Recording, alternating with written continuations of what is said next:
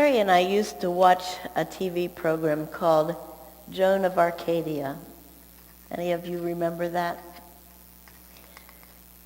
Joan was a high school student, and the plot was that God visited Joan in human form, requesting Joan's help to correct or transform situations or people. These requests complicated Joan's life. It got her in trouble with parents and teachers, and her friends were confused. Joan couldn't talk about these visitations to anyone for fear of looking crazy. In each episode, God appeared in different human form, such as a stranger on a bus, or a sassy server in the high school cafeteria, or a dog walker that looked like her father, or an overly frank guest speaker on sexuality, to name a few. As you can imagine, recognizing this ever-changing form of God was not easy. Yet in these humorous scenarios, she always learned from the experience, and good things happened from it. Sadly, to us, the show only lasted 3 seasons. The story of Joan reminds us that God comes to us in many forms, often in the form of a stranger, maybe even in the form of angels. King Duncan says, hospitality to strangers was a cherished tradition in the Middle Eastern country. There's an old legend that says Abraham pitched his tent right at a crossroad, and he had the flaps up on all sides so he could see anybody who was approaching the tent. Once, when Abraham ran out to offer his hospitality to strangers, he discovered they were angels, and they blessed him. Interesting, the angels planned to come back 1 year later, something about Sarah having a baby. Duncan also tells a true story that was in Life magazine. Melissa Deal Forth, her husband, Chris, had suffered leukemia for a whole year. The treatments were no longer doing any good, and Chris couldn't sleep much. He was in pain. One night in the hospital, Chris managed to wheel his portable IV pole out of his room, past the nurse's station, and down the hall. When Melissa woke up, she saw that he was missing and frantically went to the nurse's station for help to find him. And as they approached the elevator, she glanced into the chapel, and there he was talking to a stranger that Melissa had never seen before. Frightened and furious, she said, "Where have you been? Are you okay?" "It's fine. I'm all right," said Chris. The stranger was tall and dressed in a flannel shirt and Levi's and work boots. He had smooth, pale skin, and his eyes were ice blue. Chris wanted to be alone with that stranger, so Melissa left reluctantly. And when Chris came back to the room, he was lit up, vibrant. He didn't have the air of a weak and frantic and terminally ill man. "Who was that guy?" said Melissa. "You wouldn't believe me," said Chris. "Sure," she said, "I would." "He was an angel," Chris said. "He was my guardian angel." All Melissa had to do was to look at him to know that something extraordinary, supernatural had happened. The fear and pain were gone from his face. She worried that Chris might think the angel said he'd be better. But it wasn't the cure. It was the blessing the angel brought him. It was the peace of mind. Chris died 2 days later. Angels appear in the Bible both as ministering spirits and messengers between God and people. The Christmas story, as we know, is full of angel visitations. And the writer of Hebrews said, "Do not neglect to show hospitality to strangers, for in doing so, some have entertained angels unaware." There are many versions of a story called the hermit's gift or the rabbi's gift. I'm going to refer to him as the rabbi. There was a monastery that was a thriving community with many dedicated monks. But as the years went by, there were only 5 monks left, and they were all over 80 years old. Feeling discouraged, they visited a rabbi who was considered by many to be a prophet. "Can you tell us, is there something we can do to revive our monastery?" they asked. "I'm sorry," said the rabbi, "I have no ideas for you." The monks were sad, but they spent the afternoon in wonderful conversation with the rabbi. And when they rose to leave, they said, "Are you sure you don't have any suggestions for us?" The rabbi said, "The only thing I can tell you is that one of you is the Messiah." The monks were both disappointed and confused by what the rabbi said. They returned to the monastery, wondering what he could have meant. In the days to come, they pondered the rabbi's words. They were old and insignificant. There must be some mistake. But what if it were true? Could it be the abbot? He led our community for decades. But what if it was Brother Thomas? He's a man of insight and wisdom. It couldn't be Brother Eldred. He's crotchety sometimes. On the other hand, he's often right. Or maybe the rabbi meant Brother Philip.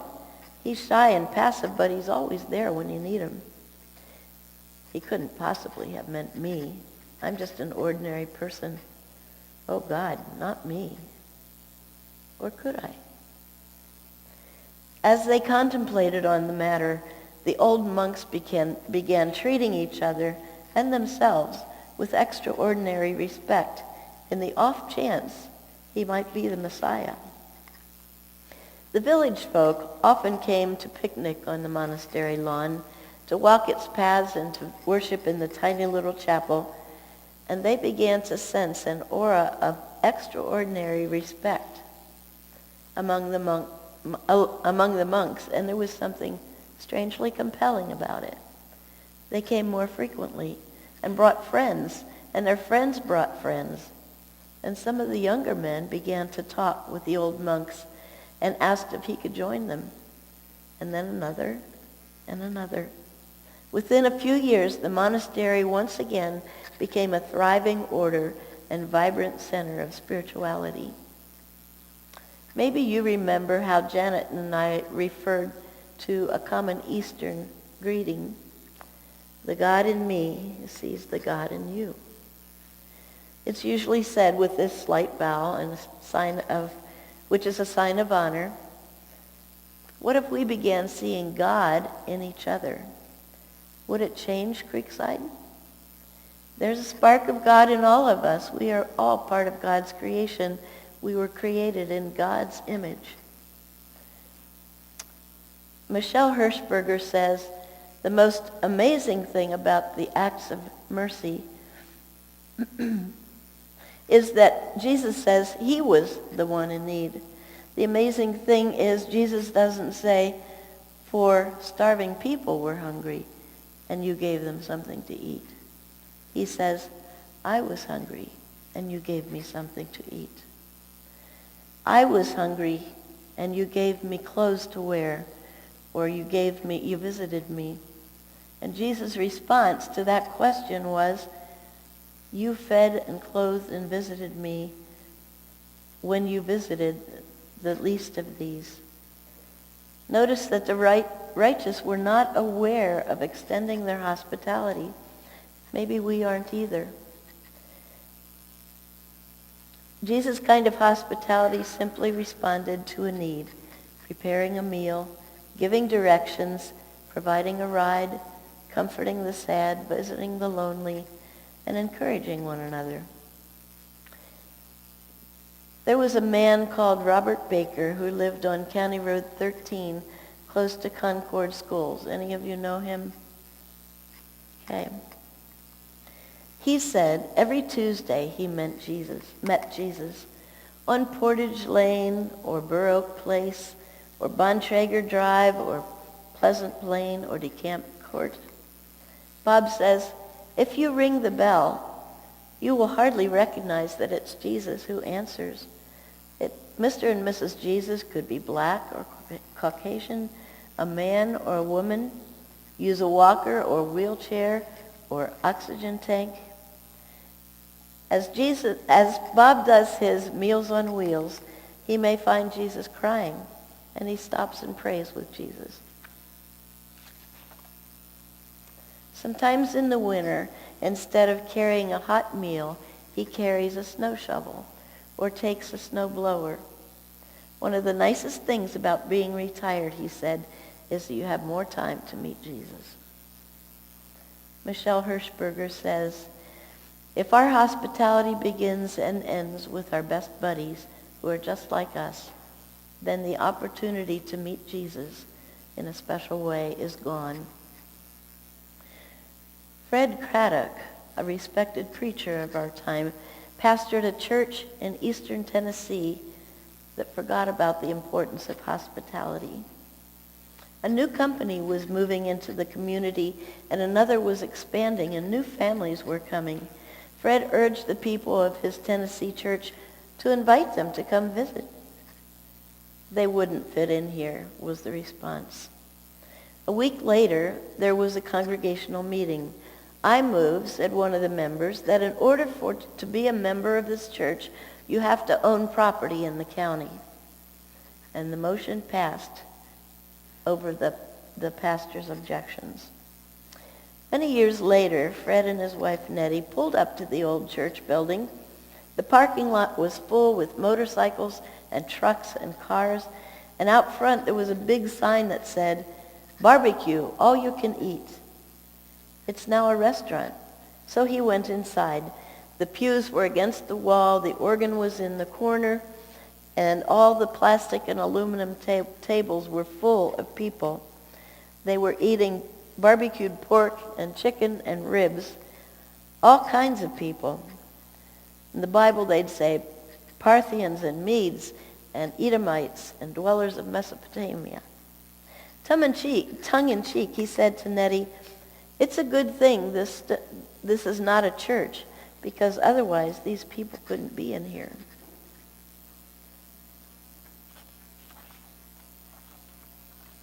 It isn't always they who are the stranger. Sometimes it's us. Have you ever been guilty of thinking that we have it and they need it? A stranger may be God's messenger to you. Creekside has great things to share, but visitors and strangers often have something to teach us. We just sang, "Pray that I may have the grace to let you be my servant too." William Ritter says, "It suggests to me that I need to watch the boundaries I set and the lines I draw. Even more important, I had better be careful of delineating insiders and outsiders.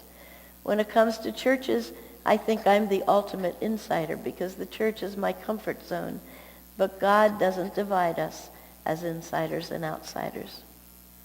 Ritter says, "I can do great things for God, but I won't guard the gates for God. God can guard his own gates." Don't neglect to show hospitality to strangers, for by doing so, many have entertained angels without knowing it. Looking at it the other way around, when have you had strangers show hospitality to you? I can't prove that I met a bona fide angel, but I was certainly treated with hospitality. In 1966, I traveled from Breskens, Holland, to Florence, Italy, to visit my sister's family.